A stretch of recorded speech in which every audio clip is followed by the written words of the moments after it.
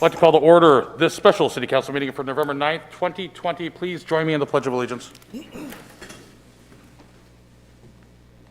pledge allegiance to the flag of the United States of America and to the republic for which it stands, one nation, under God, indivisible, with liberty and justice for all. Okay. First on our agenda tonight is an executive session on economic development pursuant to 1 MRSA, Section 405(6)C. I'll entertain a motion at this time. So moved. Motion for Councilor McLeod. Do I have a second? Okay, a second for Councilor Boss. All those in favor?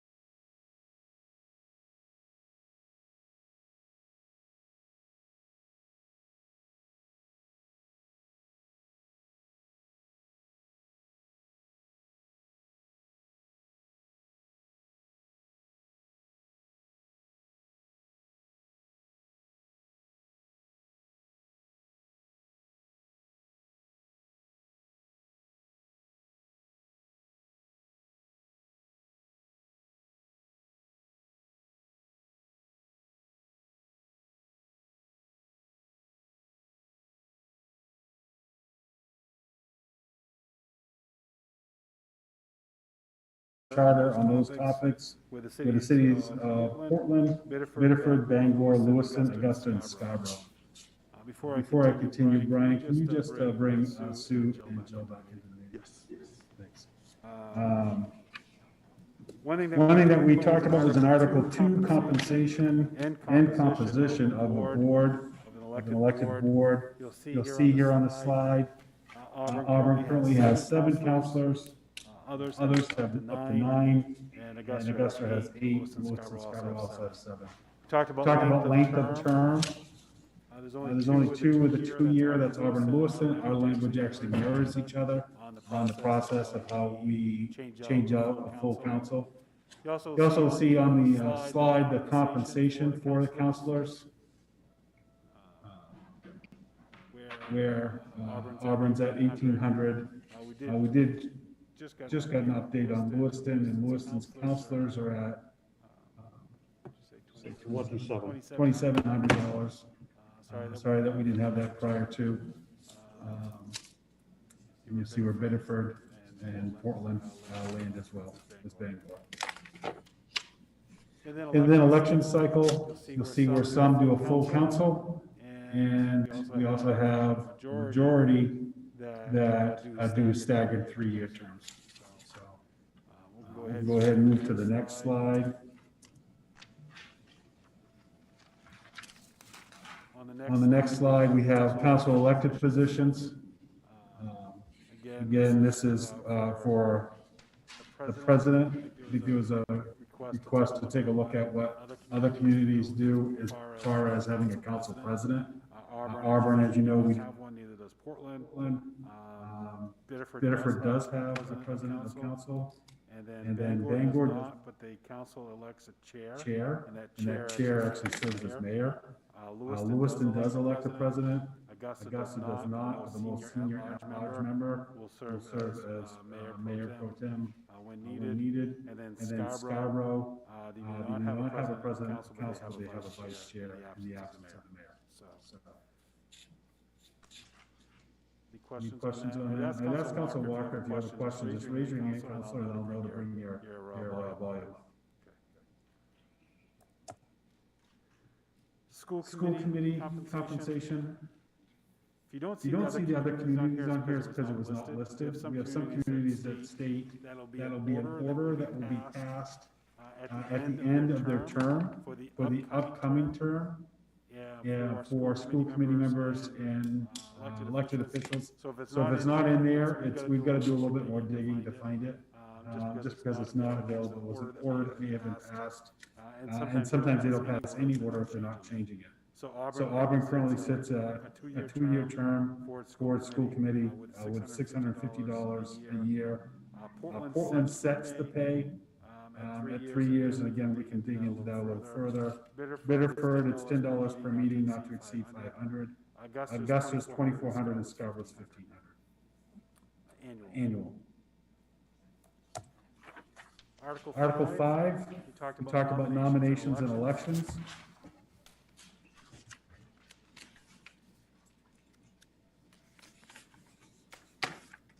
So here again, we've carried over, Brian put all these charts together. We were able to carry over the number of councilors, the length of term, their election cycle, and now we'll have the added 2 columns on this one is term limits. You'll see Auburn has no term limits for mayor or council. Portland has a 2-term limit up to 4-year terms for their mayor.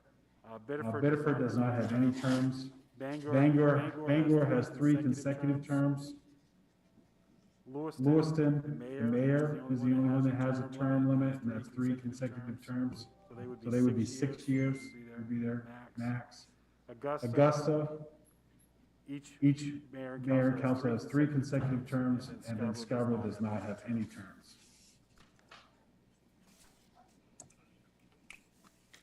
Article 8, the financial management budget message.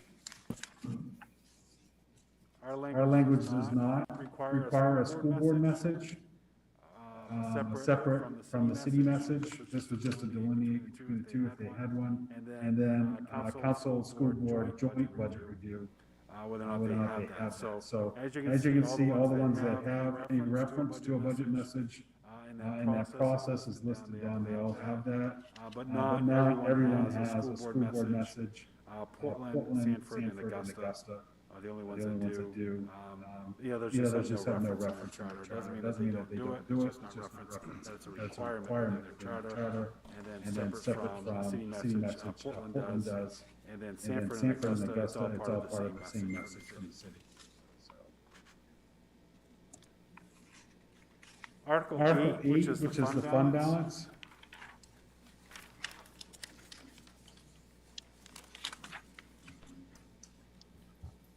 Actually, I'm going to move forward. Let's go to the emergency one first. We'll go back to fund balance. So if you turn to the next slide to emergency reserve fund, this is the one that we were talking about. Auburn has an emergency reserve fund and it's required by charter. And that process regarding how you apply the emergency reserve. No other community has an emergency reserve fund. Auburn is the only one that has that, not required by charter in any other community that we looked at. If you go back now and take a look at the fund balance, this is where there is language that talks about emergencies. It just is not designated as emergency reserve. So Auburn, when we look at our fund balance process is it's all the unexpended appropriations goes into our fund balance. Same thing with Portland, same thing with Bedford. I'm sorry, all the way down, everyone does that. However, council authority for Bangor, in the case of emergency, they can use up to 5% of their annual budget for an emergency that may come up and appropriate it at the time of the emergency. Nothing that's banked, nothing that's set aside. Their target balance, though, for their fund balance is between 8.33% and 16.66%. And Jill, we forgot to list what ours is. Our target, we're currently at 8. Our target is 13? 12 and a half, okay. Augusta has a target balance between 5 and 8.3%.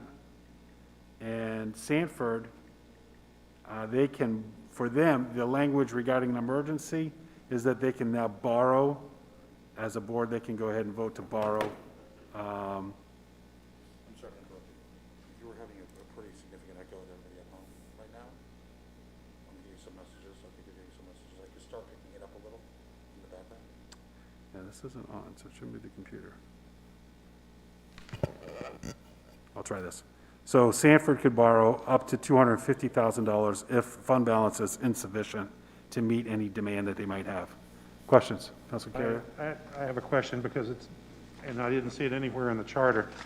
There's no stipulation for fund balances other than the city council fund balance for the city, correct? For an emergency reserve? No, just in general. Fund balances are just, Jill? We have a policy that the council passed. It's a separate policy. It's not in the charter. Leroy can't hear you. Your mic, please. We have a separate policy that the council adopted, and it's not in the charter. but what I'm saying is all funds come back to the city. You know where I'm going with You're this? talking about other cities. No, I'm talking about Auburn. No, but I mean, are there other cities in which they have the same mirror image of their fund balance where it's separate? I'm looking at, right here under Auburn, it says all unexpended appropriations come back to the fund balance. Back to the fund balance. That's correct. So at the end of the year, Right, but it's a fund balance. There's not multiple fund balances. There shouldn't be Yes. one for the school board. The school has their own fund balance because money that's raised for the school department stays with the school department. It's part of our general fund balance, but it is reserved for the school department. so those funds were voted on by the public. I think this is how Jill has explained this in the past, to be appropriated to schools and then must carry over to be appropriated to schools in the future. How they use that fund balance then would be determined by council and by the school board. Well, I guess my question goes back to them because we're talking about supplemental appropriations, emergency appropriations, reduction of appropriations, and it says including those of the Department of Education. So, Within our language. within our language. This is 8.6, excuse me, 8.7. Says including those of the Department of Right, Education. fine. So if we're talking about use, use of the funds,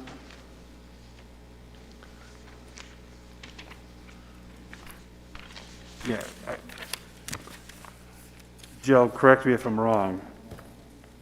But that, you just said earlier, that fund balance is considered part of the city's fund balance, but it's appropriated still within the school. Yes, it's, if you look at our fund balance, we have unreserved or unallocated fund balance. We have a reserve fund balance. There's an unspendable fund balance. There's like 4 or 5 different kinds of fund balance, and it depends on what it's backing. And the reserved fund balance in the general fund is the school's fund balance. It's money that either tax dollars that were raised for the school department or other revenues that they collected that they didn't spend in a prior year. And that money will always stay with the school, and they use that as part of their budget to offset property taxes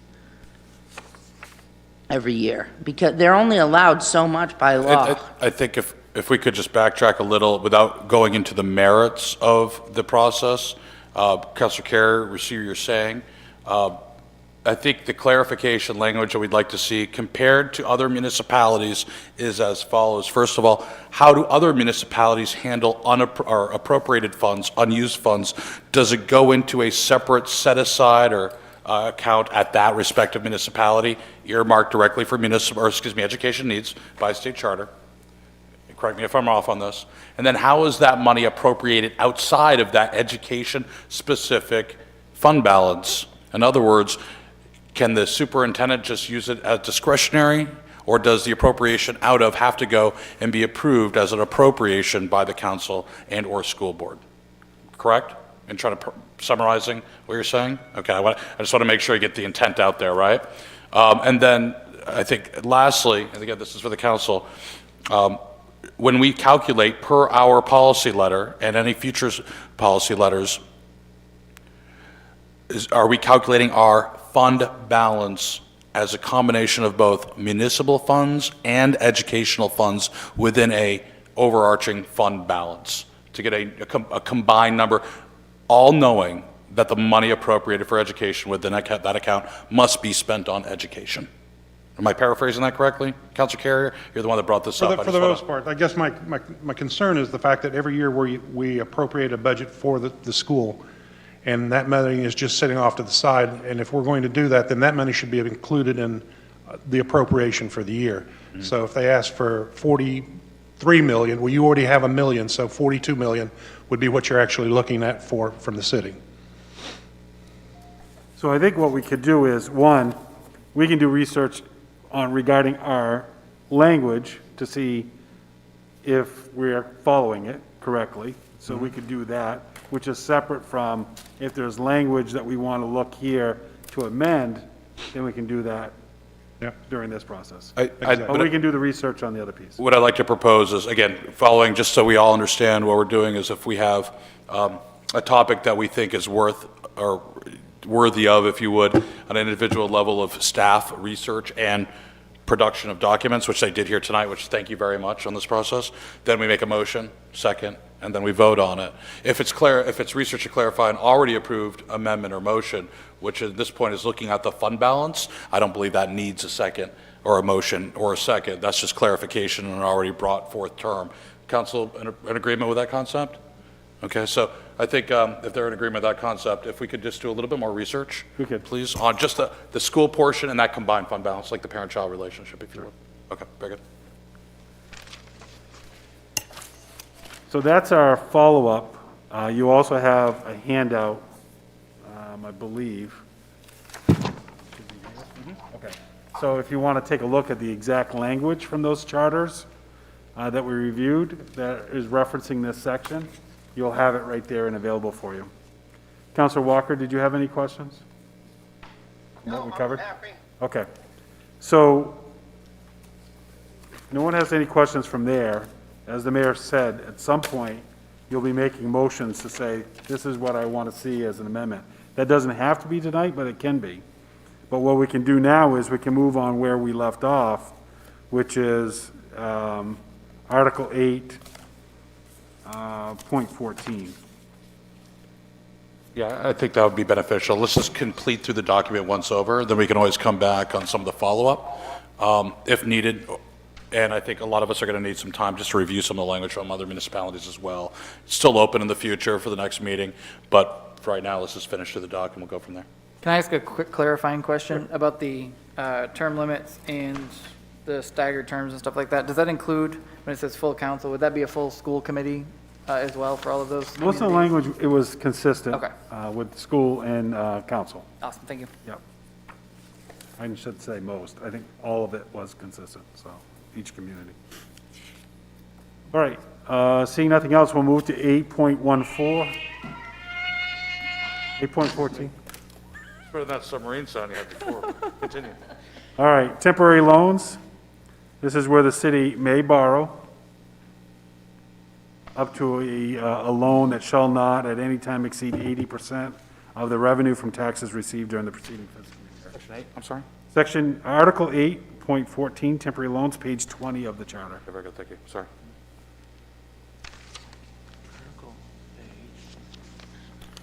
All right, hearing nothing there, we'll move to 8.15. Bonds required. The city council shall require bonds. And will be the party that disperses public funds. See nothing there, we'll move to 8.16, procurement. This was language that was put in place that created the order under charter to have a procedure policy on procurement of property, or materials, purchases, services, everything that we operate in. So the council did accomplish that after the charter was approved, and we currently have a procurement policy that we operate in. When we go to legal counsel, we'll decide what to do with that language now that it's already been enacted, whether or not we just need to change this language that says a procurement policy was enacted and should be followed, something along those lines that's in here. So, but we'll work with legal on that to determine how we change that language. And again, that's a procurement policy, which means that can be reviewed by the council at any time and changes can be made. We don't make any edits to it. We follow what the council has set for a policy. Article 9, under initiative, referendum, and recall. Can you just say what page that is in the charter, just so I can, I'm still on page 20. thank you.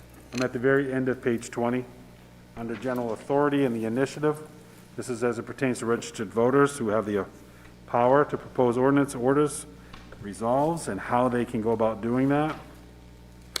It also has language regarding a referendum by registered voters, and then a recall, again by registered voters in their process. Sue's certainly here to answer questions regarding this, if you have questions regarding. I'd like to spend a little bit more time on referendum, if we could, and just understand that, especially in light of the recent referendums that happened in the Portland area that is turning controversial. And I'm not against having a referendum. I think the process of citizens acting is important. But I'm thinking that we need to have a clause in any future referendum, as they might exist, that prevent the artificial or the implementation of a period of time before sunset or before revocation. In other words, the current Portland referendums that just passed had a 5-year sunset clause, or not even a sunset clause. They just could not be amended, changed at all for 5 years from date of pass, which might be overly burdensome to future councils and a changing dynamic within a city. So that's something that I think in here, again, just, if you all agree with me or ask for further clarification, please do, might make sense, because there's something about binding for that period of time that is bothersome. For example, if we fail an ordinance in this city council, there's two ways for that ordinance to come back up. The prevailing party, and so correct me if I'm wrong on this one, the prevailing party can reintroduce that order or that ordinance in for consideration, or it has to wait until next year, or another council, I'm sorry, to take office, or there has to be a substantial change in the ordinance language before it can be reintroduced to the current council. Correct? I believe that's Yeah. correct. Or the registered voters could request the council to Sure. review, or I guess to repeal that. So if we had a 2-year kind of, let's say an order failed, and this has happened, an order fails, it usually doesn't come back up, but we have a 2-year window. In other words, it's a more realistic time frame. I'm thinking that there should be a time frame for any citizens referendum with regards to an order that they're making, or an ordinance change or a zoning change that would allow us to change it, or a future council to change it, if you would, within 2 years, the next election or the next council. So just to clarify, if an order, a referendum passes, are you saying that it cannot be reconsidered for 2 years?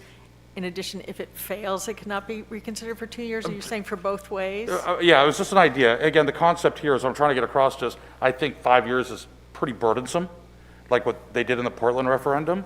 I'd like some protections either way, okay? I think both parties deserve protection. I just think 5 years is a little bit too,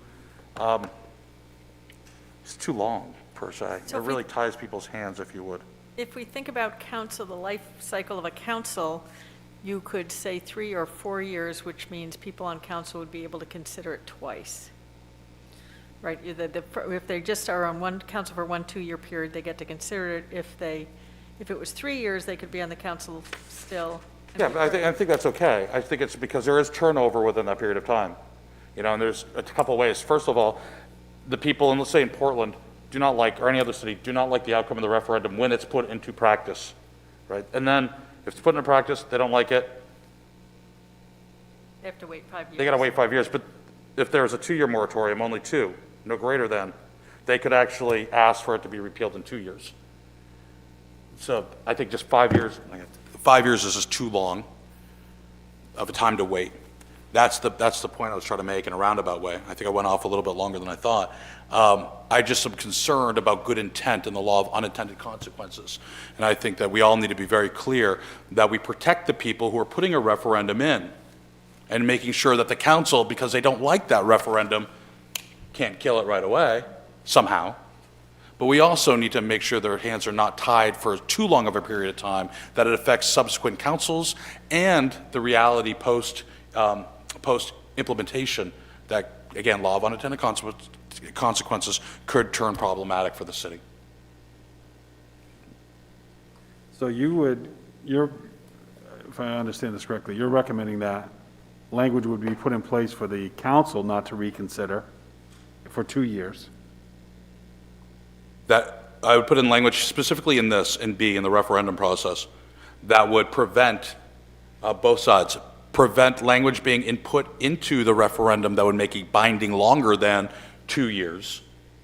And that also would make it, to be fair on both sides, to make sure that it could not be changed for a period of 2 years.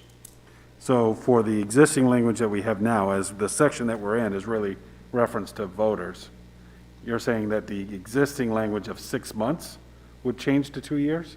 Because if it fails, Yeah, yes. they cannot bring it back before the voters again. But I want to make sure that when it passes, they don't put language in there that states that it passes, that this is, once it passes, it's in effect for 5 years or 10 years. Because right now, we don't have a cap.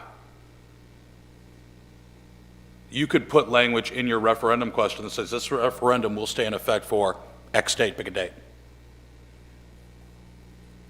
I think it's well worth considering. I just want to be very thoughtful because this is a citizens' initiative.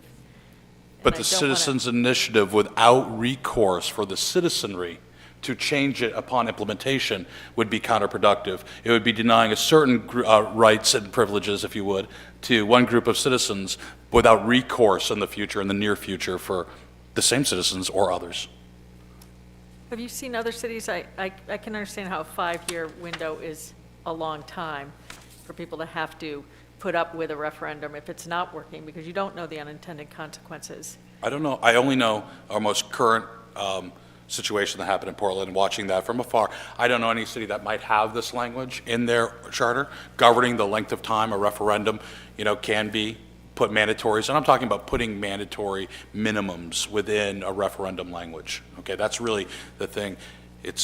You should be able to cap it. You can't have someone put a referendum that sounds really great, i.e. everybody should get paid $25 an hour plus a free unicorn, and this will last for 20 years. Oh, sounds awesome. Let's sign it. Could you do that with, Lord, could you do that with, just by saying that there are no, Right. in a referendum, there are no caps that may be placed on the referendum, so that they can't say, okay, this has to last for 5 years. We can't say that. We want to put that in there saying, if you do a referendum, if people don't like it, they can come back and put it in there. I'd be much happier with that. That way, if the people want to change it right away, they have the option. If they don't, the majority votes it in and it's good and it's going, then we Or, don't have have a the 6 mandatory. months go either way, either on a pass or a fail. Right. Pass or a fail, yeah. I mean, I just want to make sure that we're not binding the hands of future counselors and preventing modifications to the law as passed, Well, getting back to what based upon reality. Councilor Lasagna said, we don't want to bind up the citizens. If we are 6 months into something and they're not happy with the way it's going, then they should be able to come in and say, okay, we want to do a referendum to change this. Good intents are good intents. Sometimes when you put them in practice, we all, I think, have been in that position in life where we're like, wait a second, that didn't work out. So you're saying, Counselor Carrier, 6 months? That is the window that it has to stand before it can either come back up again to be, I wouldn't go, I mean, I would have said a year, but I don't think that there should be anything. I mean, there may be certain referendums that we may see that are not going to work out immediately. And if you say 6 months, are we going to go 6 months? I mean, it could be something where we're losing money. Would we want to go 6 months losing money before we are able to change it, or? To piggyback off, sorry, go ahead. I was just going to say, so without it, are you saying just have it be open-ended, which I think is what the mayor's trying to prevent? Is that true? Not necessarily, no. I don't want them to be able to say, this has to last for 5 years, or this has to last for 2 years. It's going to last until the citizenry doesn't like it or until the council changes it. Let me, if I could, I think on that point, I think just trying to consolidate, again, this is non-binding, it's not going to be in the charter, but I think it gives direction to staff for further investigation. If I could have a motion, I would like to entertain a motion, or suggest the following language happen in section B under referendum. It is the last sentence in section B, starting a referendum which fails or passes by a majority vote. So the introduction of passes in a citywide election may not be the subject of another referendum for at least 6 months after the citywide election in which it failed. Adding this, and again, adding this new sentence too, no language within a referendum shall dictate a maximum or minimum effective time frame for such referendum question. I would be good with that. Yeah. So it's fair? Yep. Okay? Win or lose, 6 months window, bring it back, repeal it, we can bring it back or do it again. But regardless, the referendum cannot have a section which mandates time, minimum or max. I'd make that motion. I got a motion from Councilor Carrier. Do I have a second? Second from Councilor Milks. All those in favor of adding those on the list of proposed amendments to the charter, please raise your hand. Can I just make a comment first? Excuse me. Thank you. So what I would recommend, certainly move forward with this order, but what we'll do is we'll provide you some language. I was just looking at Augusta's. Augusta has language that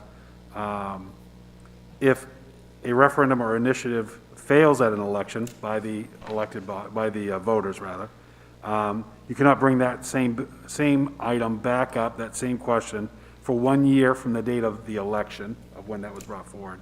If you're looking to repeal or amend as an elected body of an initiative that was passed by the voters, you would be able to do that only after 2 years of that election of when that occurred. Within 2 years, then you could, as a council, you could amend or change that without necessarily going back to voters, but as a council, you could do it, but it would have to stay intact for 2 years. Well, I let's- think there's several languages like this. Let's look at them all. So we'll pull them in a all side by together. side. And we'll debate the merits on both, because we actually did talk about council action on a referendum. Right. Was Two passed. separate Counselor Boss? Thank you. It'd be nice to also see the history of our referendum questions over the last number of years to see if there's ever been language included in our referendum questions that give any kind of timeline. I'm sure Sue has all of our history of our language of any changes of the charter. Is that what you're asking, Councilor Boss? So past referendum questions to see if any of them had language in them that Oh. said, this shall exist for 2 years or 3 years or whatever, the term. We've never had a referendum with that language in it before. I'm thinking this is fairly new. As I said, I've never seen it before, but I don't think so. I just don't know if we're, you know. I've never seen it before until literally Tuesday, well, this election cycle in Portland. That was the only time I've seen it. So, but Augusta might have pre-thought that one ahead of us of the potential, but, so we have a motion on the floor. Is there any other debate about this? Again, this gets us on the list as a worthwhile follow-up and cues in staff to work on this. Are we all ready I to agree, vote? and I just want to make sure that we are not going against the will of the people. I know that we are going to build this in, but I just want to make sure that we are not then subverting. No, I think what this does is it protects the people. It also protects the people from the law of unintended consequences, just like the referendum process protects them from us. So it is a two-way street, I believe. So, all those in favor? Opposed? Counselor Walker, I'm sorry, I didn't see you. Are you in favor of this? Adding it to the draft list or opposed? I'm undecided right now. Okay, so I'm going to ask for a vote again. All those in favor? Opposed? Undecided? Passes. Vote of 5-2. So we'll include it. Obviously, this isn't final, but just something to explore. All right, so we will dig into 9.1 before our next meeting. 9.2 is commencement of proceedings, how the process begins with 5 registered voters and their petition to the clerk, and then the clerk's response, and that process is laid out clearly there. That's how you commence a proceeding.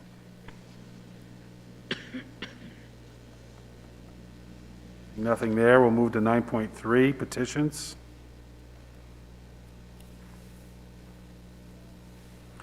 So this would be if you are an initiative or referendum petition, how that's going to be signed, registered voters, the number of signatures.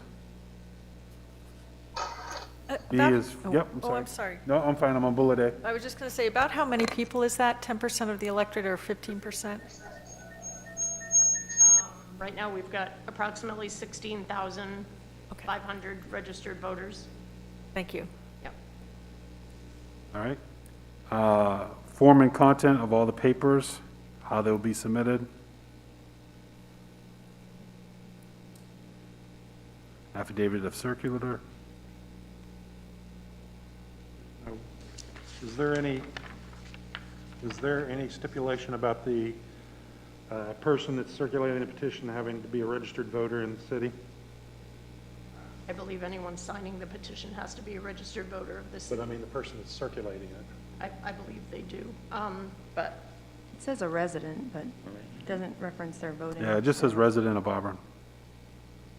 I think that's a good question, Counselor Carrier.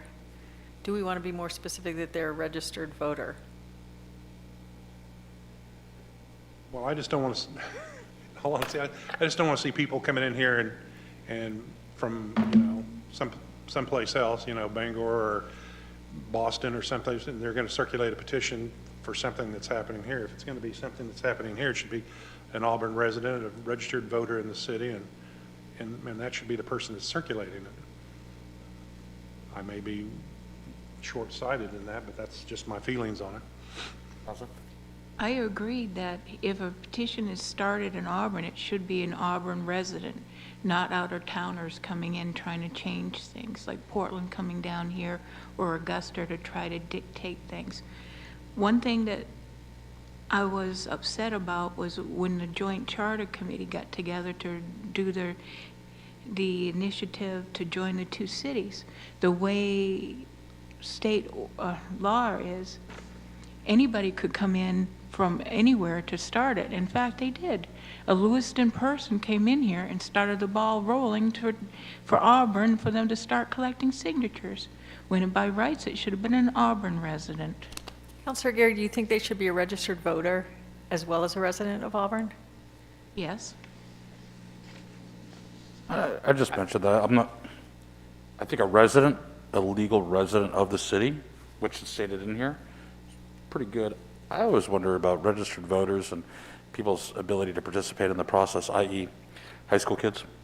Okay, we're supposed to be encouraging youth participation. If there's a 16-year-old out there that feels passionate about a referendum to put in a water park, whatever, okay, I'm going to encourage that. They live in Auburn. It'll be their city. There's also, residents where you're talking about, folks that are not registered to vote for a number of different reasons. We're not talking about voting in a municipal election, but signing on a referendum request or question, or circulating rather. We're just talking circulating, okay, because you have to be a registered voter to sign. I think resident might be just enough. And I would stay away from legal resident and just stick with resident. Is there any other type of resident? Well, there may be people who are undocumented who live in this community. Then they're not residents. They're not documented, absolutely not. There's only one definition of resident, someone who lives here legally. And I don't know about undocumented, it's a Is kind that of... true, though? Yeah, it is. As far as I'm concerned, I represent the legal residents of the city of Auburn. So I'm not sure, y'all could probably have your own opinion on that, but no, you're here legally. But I would not put legal in the language. I would just put a resident. Resident's already in there. I would hope that there is no interpretation of what is defined as a resident. If there is, then maybe we need to adjust this and take this up a little bit further. Point of clarification, are you saying that any Auburn resident should be able to circulate the petition or to sign the petition? Just circulate. Signing, you have to be a registered voter. Because candidate petitions, you don't need to be a registered voter in order to circulate my petition, from what I understand. Residents to circulate, voters to sign. This is what it states now. But I am worried about the definition of resident. Stu, do you have a definition of resident? Well, I guess I would use the same scenario for people that register to vote. It's whatever they consider to be their primary residence, where they register their vehicle, what they use when they file their income tax. Their utility bill, right? Did you use that? Utility bill. So a utility bill would serve as proof of being a resident of Auburn. For voter registration. Okay. And saying that, and I automatically think, and don't get me wrong, I understand people that are snowbirds, but you have people that are snowbirds that are not technically residents of the state of Maine. 6 months and a day, and I'm no longer a resident of Maine. So are we going to use the state definition, or are we going to use are we going to have our own definition as to how that works? I think if you go to vote in a state, then you're a resident of that state. And if you are not allowed to vote, then you're not a resident of the state. And See, now we're back to, are you registered in I go to Sue's definition. If you came into, it would be, you could use a utility bill that has your name and your address on it, and then you're a resident. That would be all you need. Snowbirds have that though too. Yeah. But wouldn't a resident be somewhere where you're legally allowed to vote, even if you're not a registered voter? If you are 6 months and a day outside of Maine, then you are no longer. You're no longer eligible to vote. You can't get Correct. an exemption. Even though can't you are vote. not a registered voter here, then you wouldn't count as a Maine resident. You're not a resident. Right. But we're just asking that for people who are taking petitions around, not people who are signing petitions. Right, so you could be somebody who's not a registered voter and you're allowed to take a petition around for signatures. So if you're the 6 months in a day or less than a day, you may not be a registered voter, but you're allowed to circulate a petition if you have an Auburn residence. That's my understanding of it. And I guess the way to, either we can dig in and determine what, or define what a resident will be, or you can make this change that it would be a registered voter would be the one that would circulate any petitions within the city. And then that would meet that definition because it would have to be, they'd have to be a registered voter within the city. Do we validate all the circulators now when they come in, that they're Auburn residents?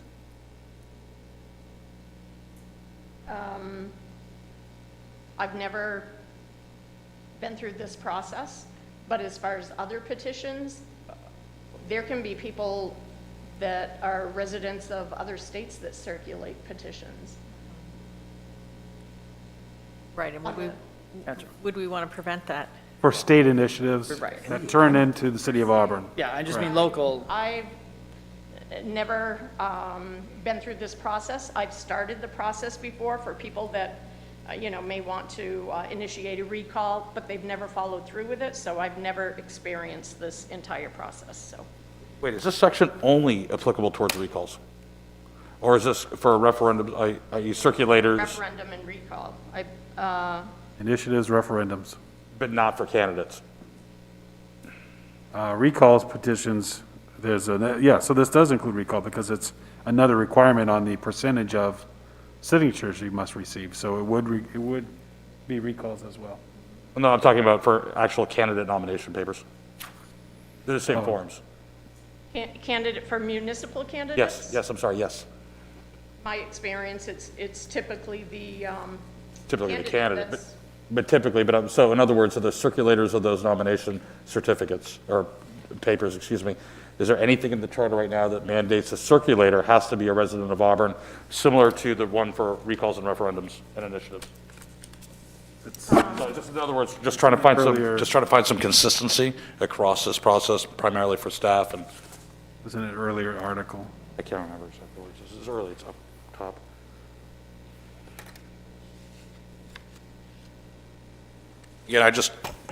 Again, for clarity case, if we're going to do something, I'd like to have it apply to all like things within the city.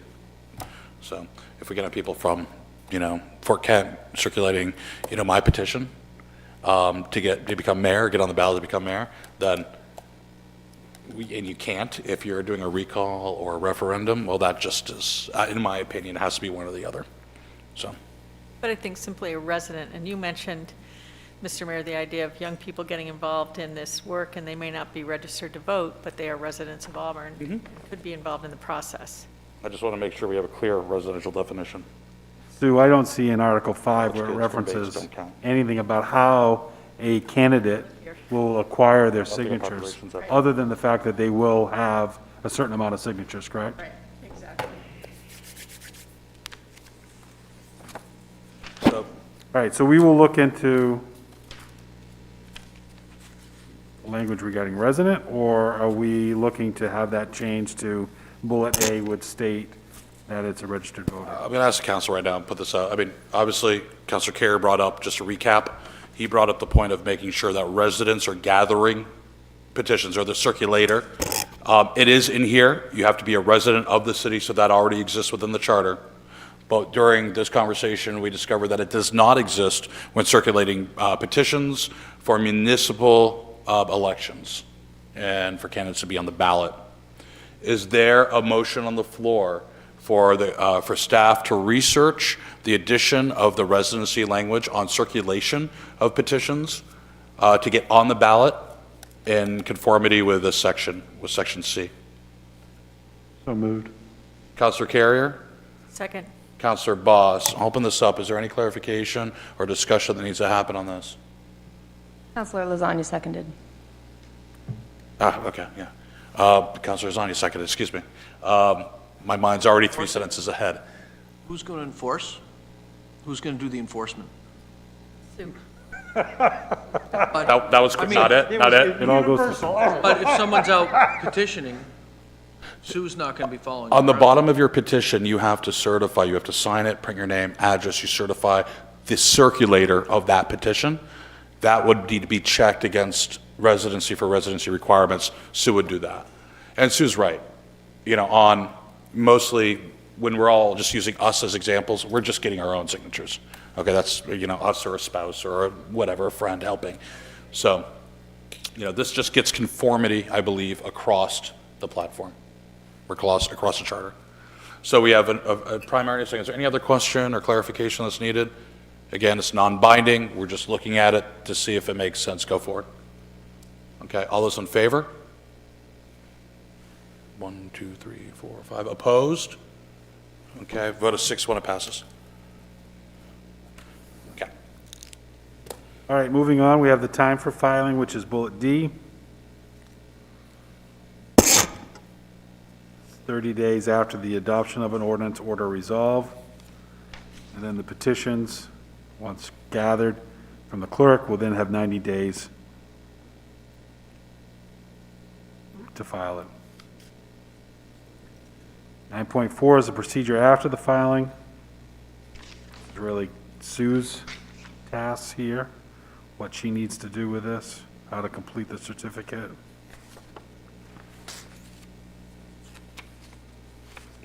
Sue, have we had any issues here, or I've not. you still haven't dealt with this piece when they come back? And then bullet B is the city council review.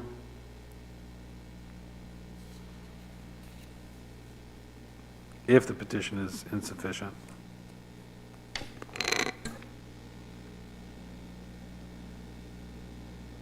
And then bullet C is the court review, the new petition, any final determination. All right, moving on to section 9.5, referendum petitions, suspension of effect.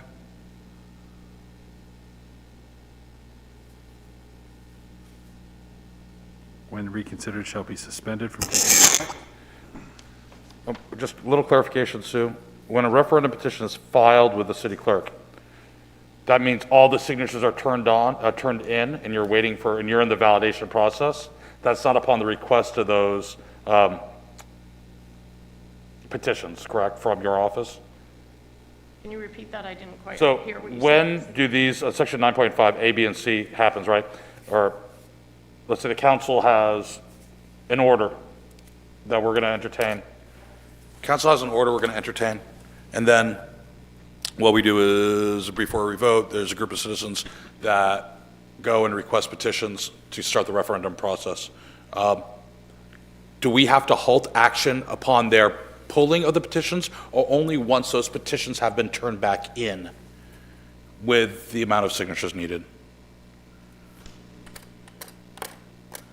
Without reading this entirely, I'm honestly not sure.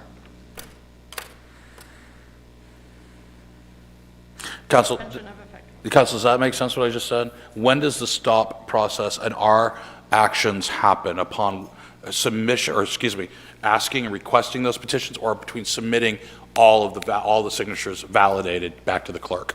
I mean, the language uses filed, so I would assume it's signed, right? Well, it says such suspension shall terminate when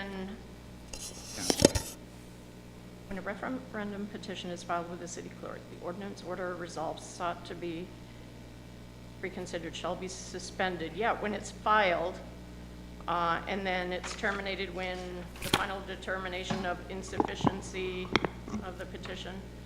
It sounds like when it's filed, then it's suspended. Right. That's the way I read it. So all the signatures have been turned into you? Okay, so it's not when they file a request for a petition? I think it's the definition of really the word file. When it's turned in. When it's turned in. Okay. Seeing no change, we'll move to 9.6, action on the petitions. Bullet A is the action by the council. When the petition has been fully determined sufficient.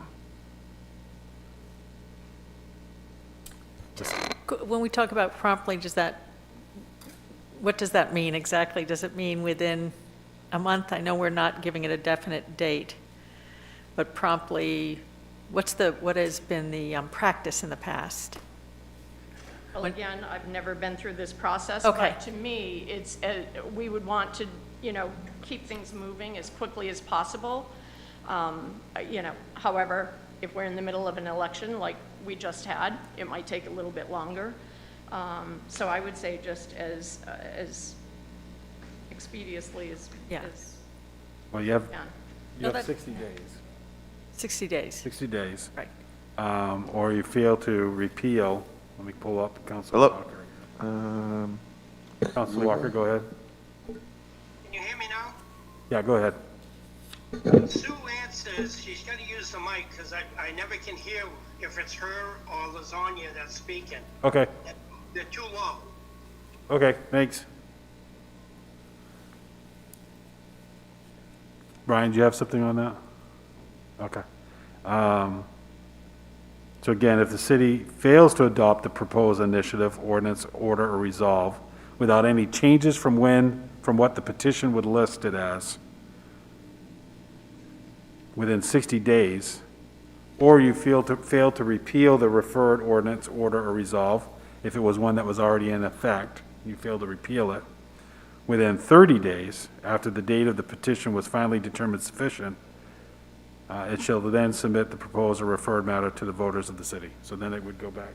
So you could take no action. If you do, then it goes to the voters. Thank you. And then B is the submission to the voters.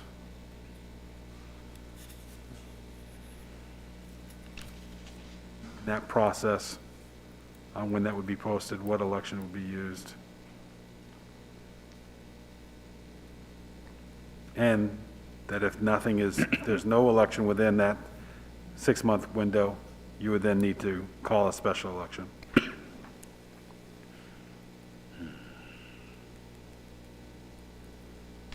All right, and C is withdrawal of a petition.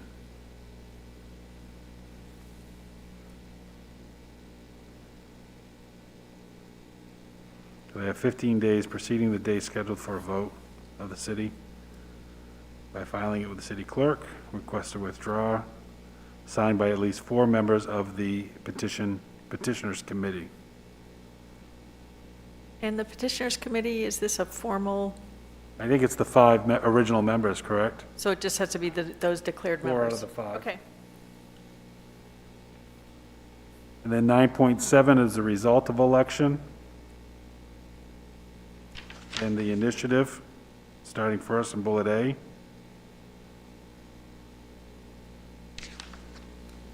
And it shall be considered adopted. And then language regarding if there's a conflict.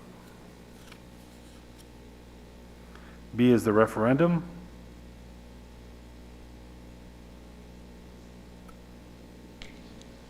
Once the election results are posted, that's when it'll be repealed. And then the recall, if a majority of the registered voters voting on a recall petition vote in favor of the petition, the office of the recalled official shall become vacant upon certification of the election results.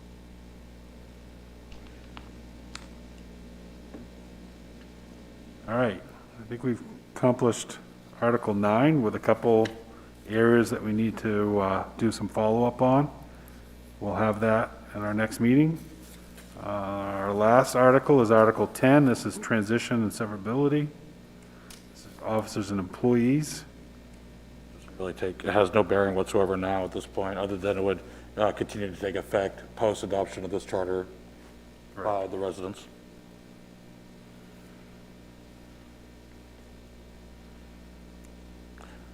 So some sections, like Section D of this, might need to change based upon any outcome that we take as a body, changing terms or anything like that. If that should happen to be, then we need to adjust some of the severability and transfer authority here. So whatever that might look like. And something to consider, I thought it was interesting that a lot of the charters that we looked at did not have the specific amounts in their charter. They just talk about what that process would be. It's the same process you have by an order, but within here, your actual language, you have language of dollar amounts that's fixed in the charter. So we could clean that language up to make that, a little easier. That would then refer back to the ordinance, or the order, rather.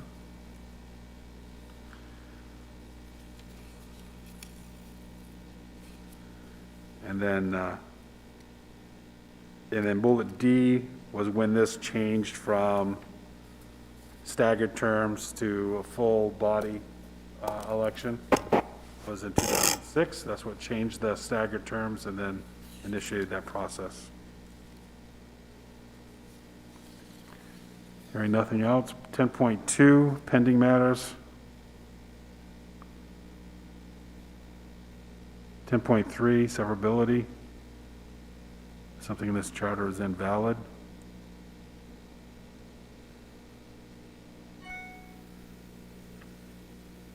10.4 is definition of terms. So it's interesting, here's where it does state that'll be by state statute, so we could easily go back and look at resident.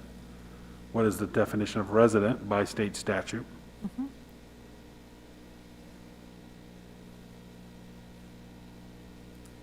10.5 is any conflicts of interest.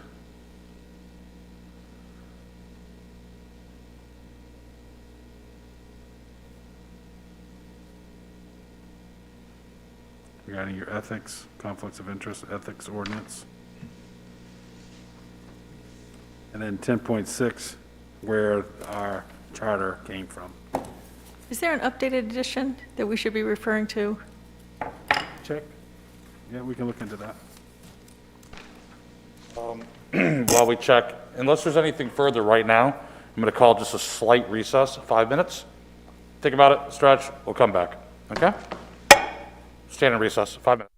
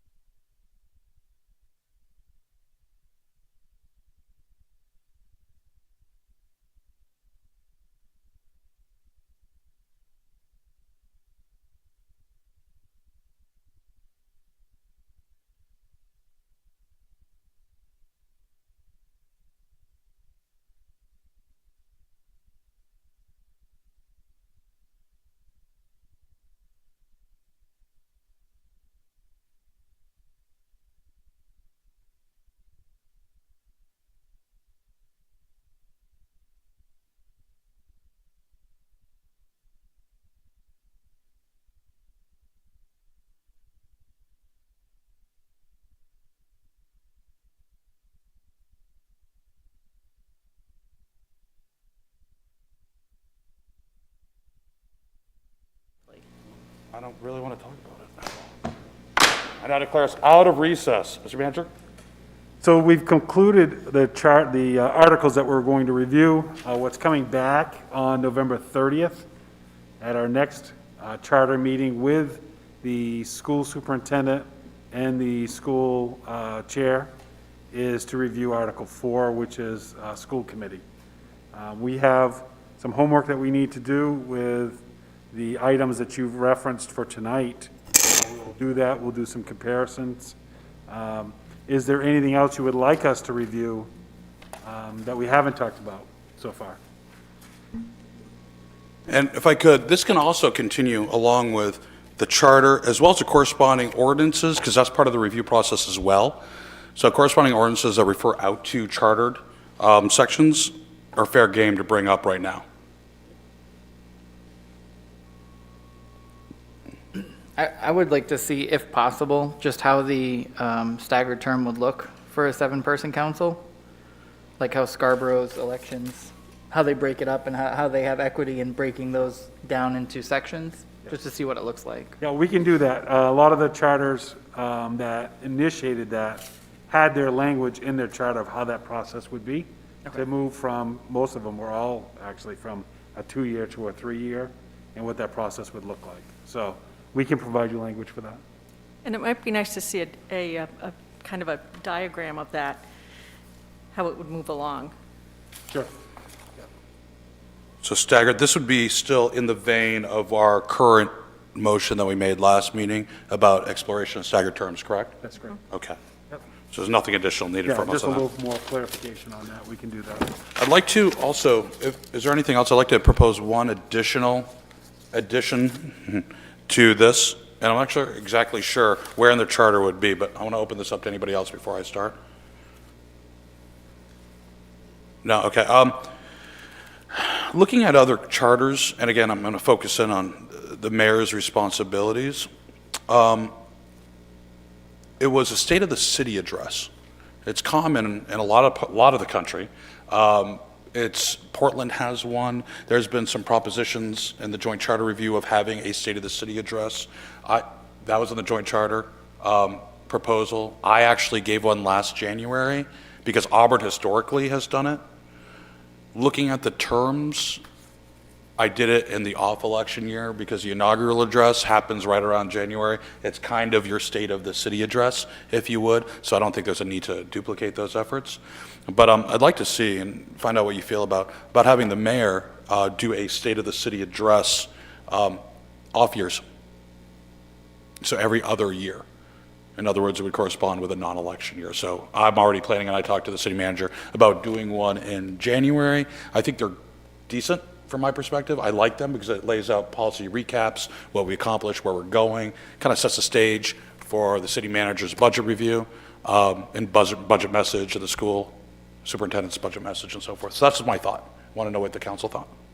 Not in terms of the charter, but just generally, what the idea? I think it should be in the charter as, you know, again, the language is going to be dictating based upon if we do change the term of the mayor's role and the council's role, primarily the mayor's role, because it might have to be, you know, if it's 3 years, it's 2 years. The inaugural applies as a combination inaugural address, State of the City address.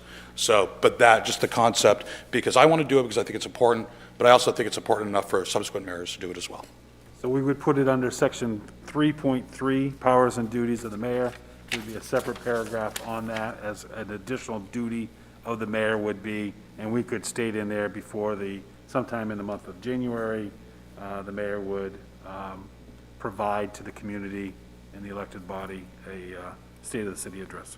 And it would be every other year on the off-election year, is that what you're suggesting? Depends on what you determine for terms and how they change. Okay. I mean, you all could do it every single year. I just thought it might be a bit of an overkill after an inaugural address, a month later to have a State of the City address. We could actually word it that the year that the mayor comes in is an inaugural address, and the other years would be a State of the City address. Yep. Sorry, That's what I was going to recommend, because it would be good, given our current situation, for the mayor to be able to give an address every year on what's happening in the city, both positive and negative, and or even promote Can't hear our, one word. sorry. Speak up, yes, thank you. I said, I think it's a good idea that the mayor gives an address every year, whether we're going through some good times or bad times, and also promote our council agenda or our initiatives for the community. Something to pull us together and bind us as one community. So I have a question about that. So I think it's a great idea that that happens, but if we're going to put that in the charter, what happens if the next mayor or you choose not to do that? They don't. You know what I mean? And they'd be violating the charter at that point. They too. can't choose not to. Well- It would be a duty. But that's the whole point of putting it in the charter, because I think the communication, it kind of ties in with the duties and responsibilities of mayor as chartered already, which is to inform the city council and help them in the deliberating process. This does do that. Counselor Walker, can you hear everyone else now? Say that again. Can you hear the mayor when he's speaking? Yeah. Okay. Yeah, when he don't have his mouth covered, when he does that, he mumbles. I'll let him know. So, and you're suggesting every other year, Mr. Mayor? As current terms, yes. Just because they're 2-year terms for the mayor, the inaugural would cover that's that year's State of the City address. Counselor? I think it's a great idea. I'm not sure that it's necessary in the charter. It feels pretty granular, given that our mayor and the role that they play for this community is to be a figurehead and communicate. And I feel like if we go down the road of specifying a singular communication channel or opportunity, then we're missing out. Should we also say they should have a Facebook page, they should attend press events? It feels a little bit granular for one piece of their important role. Well, I mean, I guess you just said something that is an assumption that might not actually be correct when you say figurehead. Because a figurehead, under the current mayor's powers and duties, actually has a lot of information gathering and control over ad hoc and so forth. Those are far from figurehead positions, i.e. the Queen of England would be a figurehead. My intention mayor is that isn't. an essential role of the mayor as it stands now is to communicate. Yes, So we're it is. talking about one very specific form of communication. It feels to me if we're going to talk about their role and how we'd like them to communicate, we should have a more robust communication plan written out in the charter or avoid it entirely. Yeah, I mean, you don't want to get too prescriptive. I absolutely agree with you on that. You know, and I've wrestled with this a little bit because you don't want to dictate what your successors are doing, even if it's based upon your own practical experience, and a positive one at that. And I look back at the city manager's responsibilities and duties, and one of them was to provide a budget address or communication, and that's prescribed, very prescriptive. And that is not just the budget, the message that go along as a cover page for the budget. One would assume that that would be naturally in his or her job description, and it is, you know, to communicate at all times budgetary needs of the city and to the city council and so forth. But where is over prescriptive? You know, and if you put the weight on that information coming from the city manager, whose chartered responsibility is to provide information to the council as well as the mayor's, then it would go hand in hand with a statement, or excuse me, a citywide, State of the City address, I'm sorry, I blanked out there, talking about policy initiatives of the city, and then you also have right afterwards the city manager coming out with a budgetary message as prescribed by charter. It just seems like it's good minimum types of communication. But again, that's for the council to figure out, again, not just now, but in the future. Because at some point, your job is to do a check and balance. And you want to make sure that you have all the information you need. That should be the job of the mayor, is to help, you know, facilitate your decision-making processes. This is at least giving you a kind of a minimum threshold on that communication. But it could be seen as a practice that is encouraged Yeah, good. as opposed to being It boils down. memorialized in the Policy. charter. Well, yeah, and there's a lot of practices that should be. I'm gonna defend it a little bit here, though it is your decision as a group. You know, it's a practice that should be defended. All that is very ambiguous and not concrete. I'm a very big proponent of being concrete, and watching different mayors in the city and other cities for years now.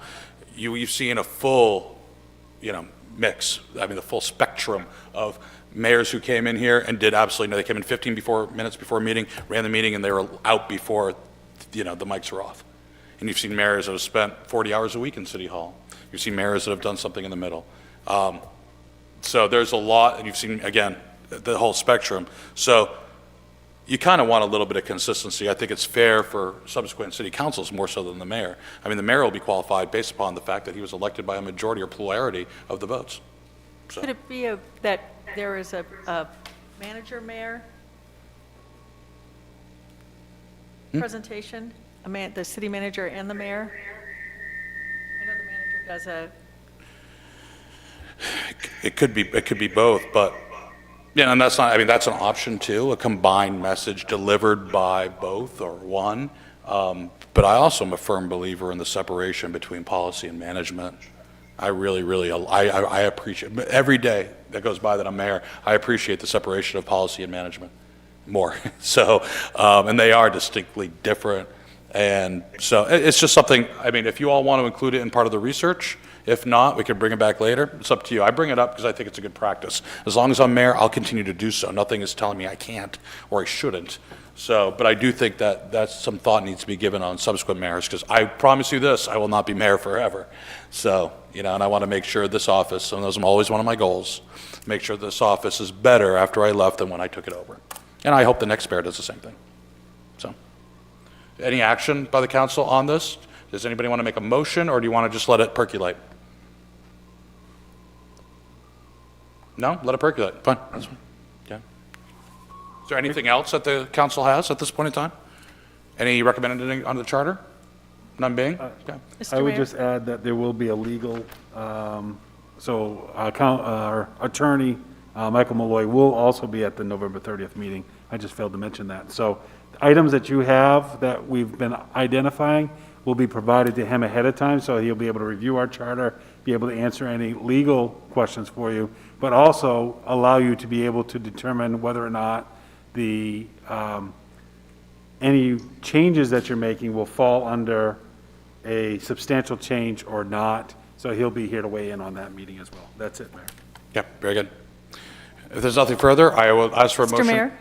Councilor Lasagna. I would like to suspend the rules to have a council discussion about mask use in chambers. So at this point, you'd like to suspend the rules.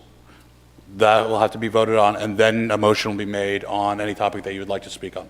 Great, thank you. I have a motion on the floor right now to suspend the rules. Do I have a second? Second. A motion for Councilor Lasagna, and second by Councilor Boss. All those in favor of suspending the rules, please raise your hand. Okay, motion fails by a vote of, Mr. oh, excuse Mayor? me, all those opposed? I'm sorry. Am I correct in my parliamentary, I haven't done motion to suspend. That's correct. I just wanted to make sure Council Walker was Yeah, I here. was looking and not there. Okay, so I'm good. So the motion fails by a vote of 4-3. I'd like a motion to adjourn the meeting tonight. So moved? Okay. I have a second from Councilor Walker and a first from Councilor Lasagna. By voice vote, all those in favor? Aye. Aye. Opposed? We now stand adjourned. Have a great night, folks.